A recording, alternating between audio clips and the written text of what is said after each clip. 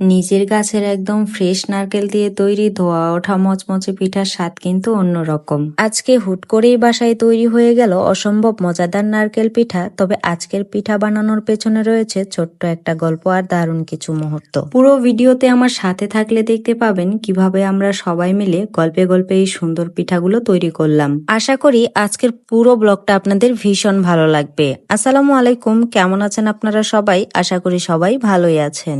আসলে হয়েছে কি, আমাদের নিজেদেরই নারকেল গাছ আছে, তো সেই দিন নারকেল গাছ থেকে একটা নারকেল পড়েছিল আর আমার মেয়ে আত্মীয়া সেই নারকেলটা পেয়ে তো মহাখুশি। সেই নারকেলটা হাতে নিয়ে সোজা আমার কাছে চলে আসলো আর এসে বায়না ধরলো, আম্মু এই নারকেলটা দিয়ে আমাকে আজকে নারকেল পিঠা বানিয়ে দিতেই হবে। সন্তানের এমন মিষ্টি আবদার কি আর ফেলে দেওয়া যায়? তাই আর দেরি না করে বসে গেলাম পিঠার প্রস্তুতি নিতে। প্রথমেই নারকেলটাকে খুব ভালো করে কুড়িয়ে নিলাম। ফ্রেশ নারকেল কুড়ানোর সময় যে সুন্দর একটা সুঘ্রাণ বের হয় তাতেই কিন্তু অর্ধেক মন ভরে যায়। নারকেল তো কুড়ানো শেষ, এবার পালা পিঠের ভেতরের প্রধান আকর্ষণ পুর তৈরি করার। এর জন্য চুলায় কড়াই বসিয়ে দিলাম। কড়াইয়ে সামান্য একটু তেল দিয়ে তাতে আমি দিয়ে দিলাম নারকেল কুড়ানো, আর সাথে দিলাম তেজপাতা, দারুচিনি আর এলাচ, আর এর সাথে পরিমাণ মতো চিনি ঢেলে দিলাম। এখানে চিনি আর নারকেলটাকে খুব ধিমে আঁচে হালকা জাল দিয়ে একটু আঠালো করে নিতে হবে। খুব বেশি কড়া করা যাবে না, আবার একদম পাতলাও রাখা যাবে না। মশলার সুঘ্রাণ আর চিনির মিষ্টিতে নারকেলের এই পুরটা যখন তৈরি হচ্ছিল,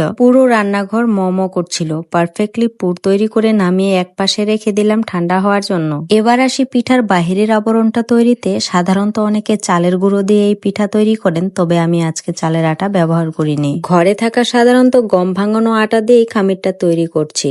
গরম পানিতে সামান্য লবণ দিয়ে আটার একটা সফট এবং পারফেক্ট খামির বা ডো বানিয়ে নিলাম। খামির থেকে বড় বড় লেচি কেটে নিয়ে প্রথমে একটা বড় সাইজের রুটি বেলে নিলাম। তারপর কাজটা সহজ এবং সব পিঠার সাইজ যেন একই রকম হয় সেজন্য একটা স্টিলের গ্লাস ব্যবহার করলাম। গোল গ্লাসের মুখটা দিয়ে চেপে চেপে বড় রুটিটা থেকে ছোট ছোট গোল গোল নিখুঁত রুটি কেটে নিলাম। এই পদ্ধতিতে পিঠা বানালে কিন্তু সময় অনেক বেঁচে যায় এবং দেখতেও বেশ সুন্দর লাগে। ছোট ছোট রুটি তো কাটা শেষ, এবার আসল পরীক্ষা পিঠার ভেতরের পুর দিয়ে ডিজাইন করা। আমি ছোট রুটির ভেতরের নারকেলের পুর দিয়ে হাত দিয়ে চেপে চেপে একটা শেপ দিচ্ছিলাম। পিঠাগুলো হচ্ছিল ঠিকই, কিন্তু মন মতো অতটা নিখুঁত বা সুন্দর হচ্ছিল না। ঠিক তখনই এগিয়ে এলেন আমার বড় ননাস। উনি যখন পিঠাগুলো হাতে নিলেন, সত্যি বলতে আমি জাস্ট দেখছিলাম কত সুন্দর আর নিখুঁত ভাবে উনি হাতের আঙ্গুল দিয়ে মুড়ে মুড়ে চমৎকার একটা নকশা বা ডিজাইন করে ফেললেন। আপার হাতের ছোঁয়ায় প্রতিটা পিঠা যেন এক একটা শিল্প হয়ে উঠেছিল। দেখতে এত লোভনীয় লাগছিল যে কাঁচা পিঠাগুলোই ফ্রেমবন্দি করে রাখার মতো। ফুপির এত সুন্দর হাতের কাজ দেখে কি আর আমাদের আতিয়া বসে থাকতে পারে? সেও তখন ভীষণ উৎসাহ নিয়ে পিঠা বানাতে বসে গেল।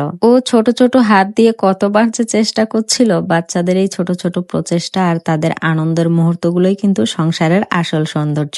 আমাদের পুরো পিঠা বানানোর পর্বটা জুড়েই ছিল সুন্দর একটা পারিবারিক আড্ডা আর হাসি মুখ। গল্প করতে করতে কখন যে সবগুলো পিঠা বানানো শেষ হয়ে গেল টেরই পাইনি। সবগুলো পিঠা রেডি হওয়ার পর এবার শেষ ধাপ ভেজে নেওয়ার পালা। কড়াইয়ে পর্যাপ্ত পরিমাণে সয়াবিন তেল দিয়ে খুব ভালো করে গরম করে নিলাম। তেল গরম হতেই একটা একটা করে পিঠা সাবধানে তেলের মধ্যে ছেড়ে দিলাম। চুলার আঁচ মাঝারি রেখে উল্টে পাল্টে গোল্ডেন ব্রাউন অর্থাৎ সোনালি করে ভেজে তুলে নিলাম। তেল থেকে তোলার সময় পিঠার মচমচে ভাবটা দেখেই বোঝা যাচ্ছিল এটা কতটা খাস্তা হয়েছে। গরম গরম পিঠা প্লেটে সাজিয়েই ডাক দিলাম আতিয়াকে। প্লেট ভর্তি পিঠা দেখে ওর মুখে সেই চওড়া হাসিটাই আমার সারাদিনের ক্লান্তি দূর করে দিল। ও একটা পিঠা মুখে দিয়েই চোখ বন্ধ করে বলল, আম্মু অনেক মজা হয়েছে। সত্যি পিঠাগুলো উপর থেকে মচমচে আর ভেতর থেকে নারকেলের রসালো পুরে ঠাসা ছিল। খেতে অসাধারণ লাগছিল। তো আজকের ব্লগটি এ পর্যন্তই। আমার ব্লগ যদি আপনাদের ভালো লেগে থাকে অবশ্যই একটা করে লাইক, কমেন্ট আর শেয়ার করে দিবেন। আর দেখা হবে পরবর্তী কোনো ব্লগে। ততক্ষণ পর্যন্ত সবাই ভালো থাকবেন, সুস্থ থাকবেন।